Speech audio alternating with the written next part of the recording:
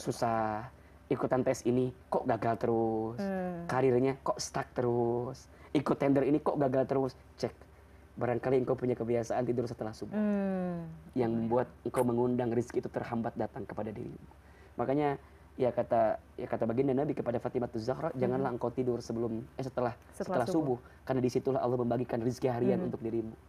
Nah, berarti orang yang tidur setelah subuh itu, satu, menyia-nyiakan doa Nabi sallallahu alaihi wasallam, dua, menyia-nyiakan doa dari malaikat, yang ketiga menghambat rezeki datang dalam hidupnya, dan yang keempat tentu membuat dia akan jadi malas dalam hidup.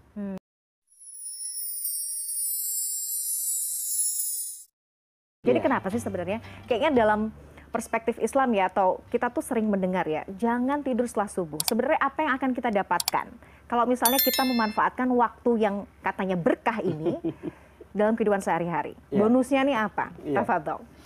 Iya, bismillahirrahmanirrahim. Alhamdulillahirabbil alamin. Allahumma sholli ala sayyidina Muhammadin wa ala alihi wa sahbihi ajmain. Amma ba'du.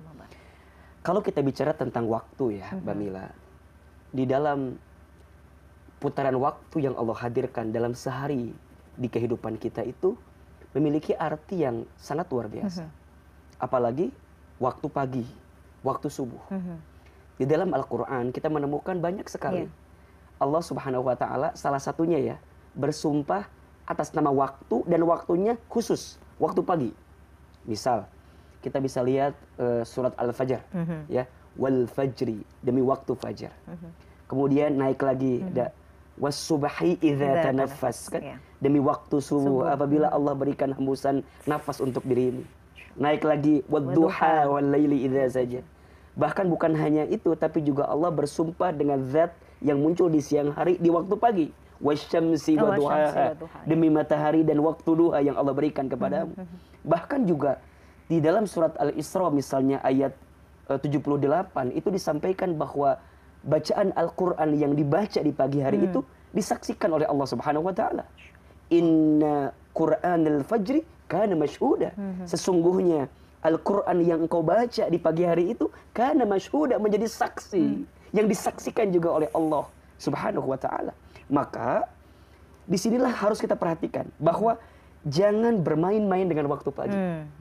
Karena waktu pagi ini bisa menggambarkan banyak hal untuk dirimu. Setidaknya ada 4 yang bisa kita dapatkan ketika kita menjaga waktu pagi kita dengan kebaikan. Yang pertama, di waktu pagi hari itu kita mengundang doa dari Rasulullah SAW. Dalam satu keterangan, Nabi SAW menyampaikan bahwa baginda Nabi selalu mendoakan umatnya yang beraktivitas di pagi hari. Allahumma barik li ummati fi bukuriha. Ya Allah, berikanlah keberkahan, lihat, kepada umatku di pagi harinya. Kalau yang doa Mbak Mila, kalau yang doa Hilman, ya tipis lah diijabah. Persentase ya dikabulkannya ada, tapi mungkin ya, tidak. Masih belum ada kepastian. Masih belum ada kepastian, betul. Tapi kalau Nabi yang berdoa, straight, langsung. Berarti kalau ada orang yang menyia-nyiakan waktu pagi, bahkan mohon maaf, tidur lagi setelah subuh, berarti kalau kita kembalikan kepada keterangan di atas, berarti kita melepaskan doa dari Nabi Sallallahu Alaihi Wasallam. Dan doanya bukan tanggung-tanggung, doa berkah. Berkah loh. Berkah itu apa sih? Ziyadatul khair, bertambahnya kebaikan. Nabi mendoakan umatnya yang beraktivitas baik di pagi hari dengan keberkahan. Berarti orang yang sering tidur pagi, nih kalau kita bikin premis kalimatnya, jauh dari keberkahan. Ya Allah, ya Rahman. Rumah tangganya jauh dari keberkahan, mohon maaf. Keluarganya jauh daripada keberkahan. Rizkinya apalagi, pekerjaannya dan seterusnya. Karena ada berkah yang hilang di saat itu. Kenapa? Karena kita menyia-nyiakan doa dari baginda Nabi SAW yang mendoakan seseorang di pagi hari. Oke, Ahilman, pertanyaan saya. Kalau memang ada orang yang kemudian kerjanya shift misalnya, malam gitu, jadi justru waktunya terbalik, malam untuk bekerja, pagi untuk istirahat. Nah, konsep keberkahannya itu akan gimana ya? Masuk nggak? Yang kalau kita bekerja mungkin di di media gitu ya, kan ada kerja sifatnya shift. Kalau kemudian malam kita bekerja, paginya untuk istirahat, nih konsep keberkahannya akan seperti apa? Apakah akan juga hilang? Silahkan Ahilman. Saya akan bahas nanti itu ya. Nanti. nanti teman-teman. kita akan bahas ada waktu terbaik tidur pagi. Jam berapa tidurnya? Nah, tapi sebelum ke sana, kita ingin bicarakan dulu akibat orang yang sering tidur setelah subuh. Apa itu akibatnya? Kan tadi yang pertama berarti dia melepaskan tuh menyia-nyiakan doa. Keberkahan dari Nabi SAW. Yang kedua, ternyata juga di waktu pagi itu Mbak Mila, ada 2 malaikat yang turun membersamai seorang hamba, dan malaikat itu berdoa. Berarti kalau ada orang yang tidur di pagi hari, ba'da subuh itu, berarti dia menyanyikan doa siapa? Malaikat. Ini levelnya jauh. Jadi naik lagi nih. Ya. Dua poin doa ini. baginda Nabi kita lepaskan, doa malaikat kita lepaskan. Emang doanya apa? Nabi SAW bersabda, "Ma min yaumin yusbihul ibadu fihi illa malakan yanzilani." Tidak ada satu hari pun yang datang kepada diri seorang manusia kecuali di pagi hari turun 2 malaikat. Jadi Mbak Mila setiap pagi itu ada malaikat yang nyemperin Mbak Mila, nyemperin kita, nyemperin manusia.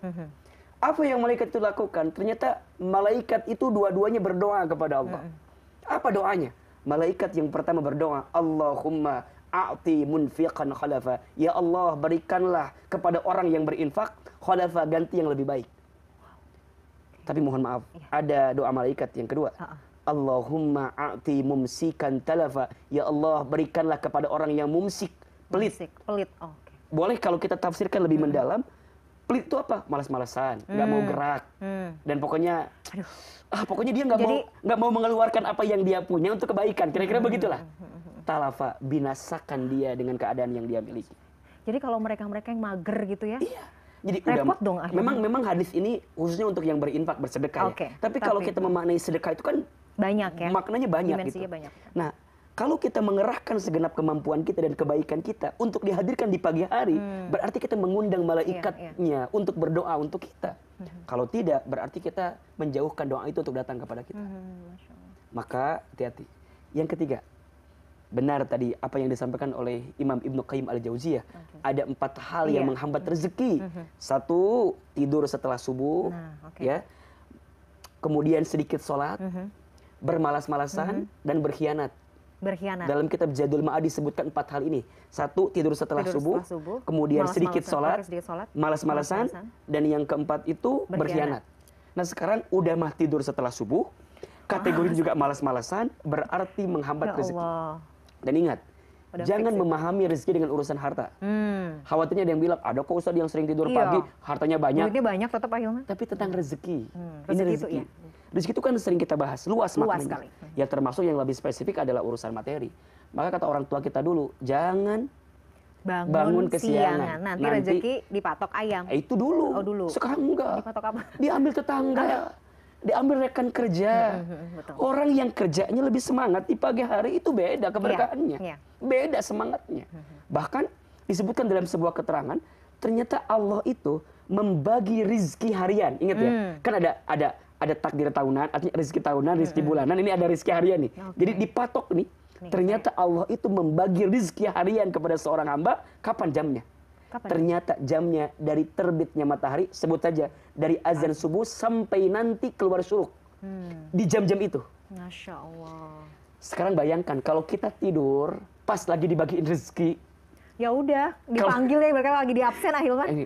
Hilman, alah tidur gimana kita mau ngasih rezeki? Coret gitu ya. Kira-kira ini logikanya gitu kan. Itu kan kalau manusia kan. Tapi kan Allah tuh maha baik ya. Maha baik, enggak kayak gitu juga sih sebenarnya. Ya mungkin enggak langsung di-cut gitu. Cuma agak diperlambat aja. Susah ikutan tes ini kok gagal terus. Karirnya kok stuck terus. Ikut tender ini kok gagal terus. Cek. Barangkali engkau punya kebiasaan tidur setelah subuh. Yang membuat engkau mengundang rezeki itu terhambat datang kepada dirimu. Makanya ya kata baginda Nabi kepada Fatimah Zahra, janganlah engkau tidur setelah subuh, karena disitulah Allah membagikan rezeki harian untuk dirimu. Nah, berarti orang yang tidur setelah subuh itu 1, menyia-nyiakan doa Nabi sallallahu alaihi wasallam, 2, menyia-nyiakan doa dari malaikat, yang ketiga menghambat rezeki datang dalam hidupnya, dan yang keempat tentu membuat dia akan jadi malas dalam hidup. Simpel deh. Kalau mau lihat kualitas hidup seseorang, lihat seperti apa kualitas pagi harinya. Termasuk sholat subuh. Saya langsung makanya ini sebelum naik ke mana ke aktivitas setelah subuh, lihat ini sholat subuhnya deh. Iya betul. Makanya kalau kamu mau melihat Indikator seorang muslim itu Islamnya baik, lihat bagaimana sholat 5 waktunya. Setuju. Tapi kalau kamu mau melihat seorang muslim itu apakah imannya baik atau tidak, lihatlah sholat isya dan sholat subuhnya. Ya ampun. Makanya dalam sebuah hadis disampaikan, cukuplah bagi seseorang. Ini agak keras sebenarnya. Oke, nggak apa-apa, Hilman. Cukuplah memang bagi kita seseorang. kadang-kadang harus dikerasin. Cukuplah bagi seseorang diketahui apakah dia orang munafik atau tidak, lihatlah bagaimana kualitas subuhnya. Berarti kalau ada orang yang melalaikan waktu subuh dengan tidak menghadirkan ketaatan kepada Allah, berarti sudahlah nampak tanda kemunafikan dalam dirinya. Nauzubillah min dzalik. Maka wajarlah kalau kemudian dia dijauhkan rezekinya, dihambatkan semua kebaikan dalam dirinya. Karena kebiasaan yang simpel sebenarnya. Kita merasa bahwa kan nggak apa-apa, cuman terasa kecil, tapi justru berdampak buruk untuk kehidupanmu. Itu karena starting hari itu dimulai dari situ ya, Hilman. Tapi memang betul sih, maksudnya kalau kita dari pagi kita sudah semangat, subuhnya kita tepat waktu, habis itu mungkin langsung lanjut olahraga, itu tuh insya Allah sampai dengan kita tidur lagi, itu akan terasa lebih nikmat biasanya. Makanya kalau boleh saya turunkan ya, ini harian-harian waktu kita dulu di pondok diingetin sama guru-guru kami gitu. Ada 6 amalan istimewa yang bisa kamu hadirkan di pagi hari. Terutama setelah kamu bangun dari tidurmu di malam hari yang begitu panjang. 6 tuh Mbak Mila. 1, sholat tahajud. Oke. Jadi usahakan bangun di sepertiga malam, dirikan sholat tahajud. Kemudian yang kedua, beristighfar di waktu sahur. Jadi ada waktu tuh menjelang ke subuh, setelah kita menunaikan sholat tahajud, ada waktu ke subuh namanya waktu sahur. Iya. Nah itu perbanyak istighfar. Wa fil asharihum yastaghfirun.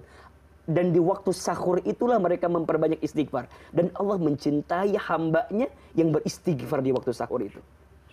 1, sholat tahajud di sepertiga malam. Dan kita harus ingat, Allah turun ke muka bumi di waktu sepertiga malam. Dan Allah mencari di antara hambanya yang tahajud. Jika ada di antara mereka yang sedang banyak dosa, mereka minta ampun kepada Allah, maka Allah ampuni dosa-dosanya. Jika ada di antara mereka yang sedang punya harapan, punya keinginan, dan mereka minta di sepertiga malam tahajudnya, maka Allah akan cukupkan kebutuhannya.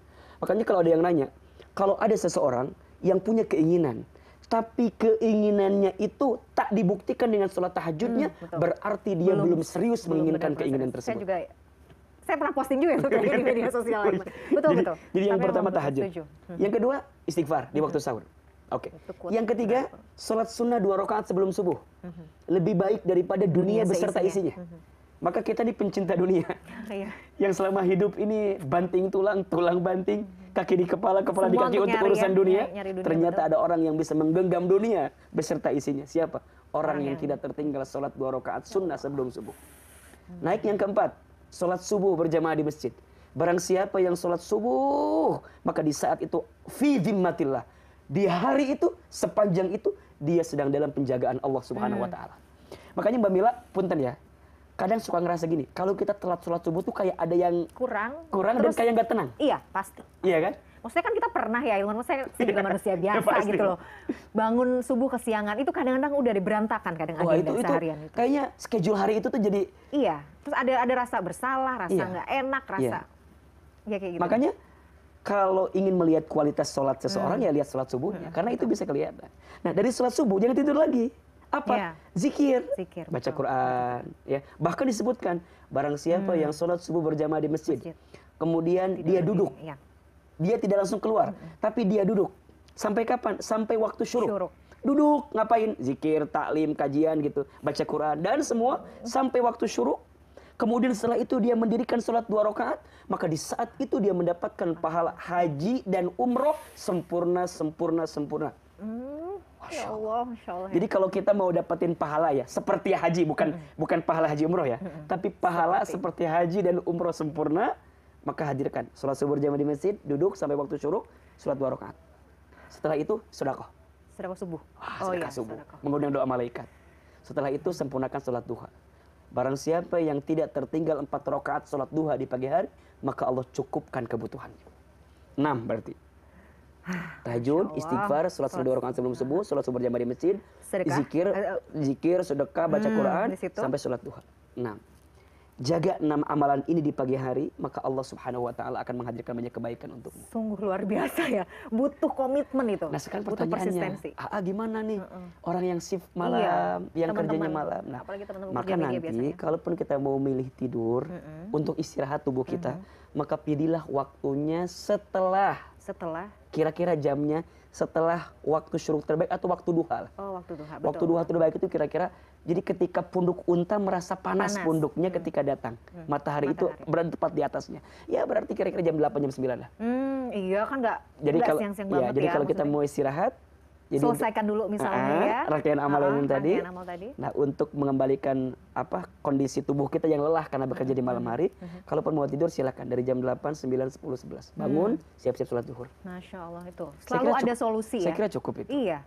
Selalu ada solusi kok. Islam itu mudah. Masya Allah. Iya kan? Dan itu tadi ganjaran pahalanya tuh luar biasa. Itu yang harusnya membuat kita pemirsa kita kayaknya harus lebih semangat deh. Betul. Kita harus perbaiki waktu pagi kita supaya nanti Allah jaga Masya Allah, sepanjang hari itu. Sampai sepanjang hari, Masya Allah. Tapi akhirnya ternyata dalam kajian sains ya, atau kajian kesehatan itu tidur pagi juga berpotensi mempengaruhi kesehatan kita loh. Oh ya? Jadi obesitas juga, resiko darah tinggi ya, kemudian gula darah itu juga tinggi. Jadi ternyata tuh Islam itu sejalan ya. Iya. Dengan maksudnya kondisi manusia gitu ya. Iya, memang Masya Allah sih sebenarnya. Iya, makanya waktu kemarin kita berpuasa misalnya, kalaupun kita mau istirahat, ya jangan sampai ketika habis sahur, subuh langsung istirahat gitu. Tunggu waktu yang kira-kira tadi lah gitu. Kalaupun kita mau tidur di pagi hari, ya jam-jamnya adalah bukan jam tepat setelah subuh banget gitu. Tapi tunggulah waktu di pertengahan agar kita juga bisa memulihkan kembali pencernaan kita setelah kita bersantap sahur sebelumnya gitu. Saya kira itu menjadi penting untuk kita perhatikan gitu dalam diri kita. Masya Allah. Nah, Hilman ada nggak sih misalnya waktu-waktu yang memang waktu-waktu untuk tidur ya, yang memang Rasulullah contohkan, yang mungkin baik juga untuk kita teladani? Iya, di antara yang sering kita dapatkan baginda Nabi itu misalnya kalau tidur malam itu kan di awal malam ya. Jadi beliau itu tidak bergadang. Jadi tidur di awal malam, bahkan dikisahkan ketika setelah sholat isya tidak menunggu waktu lama langsung istirahat. Beda sama kita ya kan? Ya kan kita mah nunggu nasi goreng dulu kan, kadang sate padang ya. Gitu. Kelihatan. Jangan lihat dari posturnya ya gitu ya. Jadi tidurlah di awal malam dan bangunnya di sepertiga malam. Jadi luar biasa gitu. Betul. Makanya sekarang salah satu cara agar kita terbiasa bangun malam di sepertiga malam tentunya, ya berarti tidur kita juga harus di awal malam. Dan itu juga ternyata ini Mbak Mila, katanya ya dalam penelitian, mengasah tingkat fokus dan IQ kita katanya. Jadi cara kita mencerna, cara kita memahami itu bisa diasah dengan membiasakan tidur di awal malam dan bangun di sepertiga malam. Iya, betul. Makanya dulu zaman sekolah kayaknya kalau misalnya mau ujian tuh kadang-kadang bangun subuh lebih cepat masuk kalau saya ya. Lebih cepat masuk biasanya, lebih konsentrasi, lebih fokus gitu. Nah, yang kedua tentu adalah tidur di saat butuh ya. Jadi yang saat lelah tidur gak usah lama gitu. Betul. Sebentar tapi fresh. Contoh misalnya kita kalau di mobil tuh, ya kan lelah tuh. Mungkin tidurnya tidak panjang gitu. Hanya 10 menit, 15 menit, tapi bisa fresh dengan tidur itu. Nah, itu yang dimaksud dengan tidur saat butuh. Iya. Nah, kemudian juga yang paling penting adalah kalaupun kita mau tidur di siang hari dalam tanda istirahat gitu ya, nah itu diperbolehkan. Tapi jangan sampai berkepanjangan. Karena siang itu waktu untuk kita bekerja. Nah, malam hari waktu kita untuk istirahat gitu. Makanya ada sebagian yang ya karena kan ya kita nggak tahu ya pekerjaan seseorang, tapi kalau mau bicara ideal, memang idealnya ya siang itu bekerja, malam itu istirahat. Walaupun ada sebagian saudara kita yang harus malam itu bekerja, ya tidak jadi persoalan. Ketika dia pun istirahat ketika siang hari, pilih waktu-waktunya. Dan termasuk hati-hati ya, jangan tidur di sore hari dari waktu asar menjelang ke maghrib itu. Itu kenapa ya Hilman ya? Ya biasanya di waktu-waktu itu kan waktu-waktu terbaik untuk kita istilahnya gitu ya, memastikan tubuh kita untuk segera merapatkan, mendekatkan kita dengan Allah. Karena kan waktu ke malam, maghrib, isya, subuh gitu. Nah, orang kalau dimulai dengan sore hari, di saat itu kan lelah sekali gitu. Nah, kalau kita tidur berarti yang tadinya sedang gini-gini, otak kita nih lagi fokus nih untuk beraktivitas, tapi aktivitasnya dimatikan gitu dengan aktivitas yang tidur sehingga tidak mengasah kebaikan-kebaikan yang ada dalam diri kita gitu. Harusnya kan penutup hari, kalau bicara bulan Hijriah kan, kalender Hijriah itu kan di maghrib. Di maghrib. Jadi Sekarang bayangkan kalau menutup hari kita dengan sesuatu yang asar, yang malas. Jadi, dan beberapa kali misalnya saya pernah kejadian tidur gitu ya, misalnya karena kelelahan di waktu asar, itu pas bangunnya badannya nggak enak banget. Nggak enak. Ya jadi secara biologis juga mungkin nggak baik, secara dalam diri kita pun juga nggak bagus. Jadi bawaannya tuh rungsing gitu, rungsing, capek. Ya kan harusnya di waktu-waktu itu kita memaksimalkan hari untuk menyiapkan amalan terbaik sebelum ditutup catatan amal di hari itu kan. Karena kalau kita melihat kalender hijriah, ya hari itu diakhiri dengan di maghrib hari. Berarti kan jangan sampai pas menjelang maghrib itu kita malah mengosongkan kegiatan kita dengan amal baiknya. Padahal kan di situ Allah sedang menyiapkan catatan kebaikan. Dan di situ kan ada juga amalan yang masya Allah ya, zikir petang, zikir itu kan di situ ya, zikir pagi juga. Jadi konsep bahwa pagi itu memang waktu yang penuh dengan berkah, itu masya Allah ya terbukti ya. Rasul juga memberikan gambaran-gambaran gitu. Betul. Jadi bagi kita yang kemudian masih kayaknya aduh Ahilman masih susah nih bangun pagi nih, masih senang begadang. Kadang-kadang ini nih yang suka bikin begadang. Main handphone gitu ya, scrolling gitu ya. Lihat gadget segala macam, akhirnya nggak sadar tiba-tiba sudah di atas jam 12 baru tidur, paginya kelabakan. Iya, makanya cobalah belajar bagaimana kehidupan Rasulullah SAW gitu. Dan salah satunya adalah tidur di awal malam, bangun di sepertiga malam. Itu pasti akan merubah kehidupanmu lebih baik gitu. Dan ya semoga kita bisa menjauhi kebiasaan tidur setelah subuh. Karena banyak keburukan yang akan kita dapatkan tadi. Ya. Menarik sekali tadi, saya masih pengen bahas lebih jauh Ahilman. Soal bagaimana kita tuh memang kalau kita bisa merutinkan sedekah subuh, itu luar biasa gitu. Luar biasa. Karena kan ada kadang-kadang tuh ada saya memang rutin sedekah subuh itu masya Allah dampaknya ternyata rezekinya juga makin ini gitu. Betul. Pertanyaan saya juga, ini langsung teringat, Ahilman, duha. Banyak sekali orang yang kemudian mengaitkan ya, kalau rajin sholat duha itu tuh akan membuka pintu rezeki, itu akan segala macam. Betul seperti itu ya? Betul. Dan ya memang baginda Nabi yang menyampaikan demikian. Bahkan ya Allah Subhanahu wa taala juga bagaimana mengabadikan surat Ad-Duha kan sebagai sebuah waktu yang berarti sangat penting di dalamnya.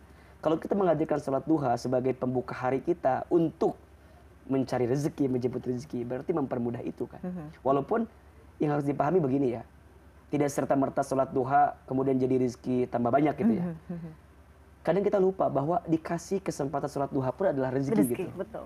Nah, itu harus coba digarisbawahi gitu. Ya baca Al-Waqiah di pagi hari, gitu kan. Salat duha itu kan amalan-amalan yang kita tahu ada keterangannya agar mempercepat datangnya rezeki untuk kita gitu. Dan itu adalah jalan tol gitu, kita bisa cari itu gitu. Tapi balik lagi, tujuannya harus karena Allah gitu. Khawatirnya begini ya, kita udah mendirikan amalan tersebut tapi kok rezekinya masih begini aja, jangan nyalain amalannya.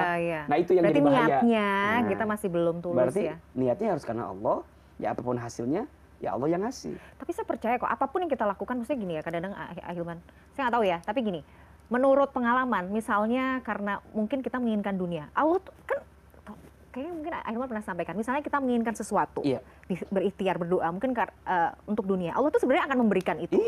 Tapi ya sebatas itu jadinya kan. Gitu. Jadi kalau engkau mengejar dunia, ya engkau hanya akan dapat dunia.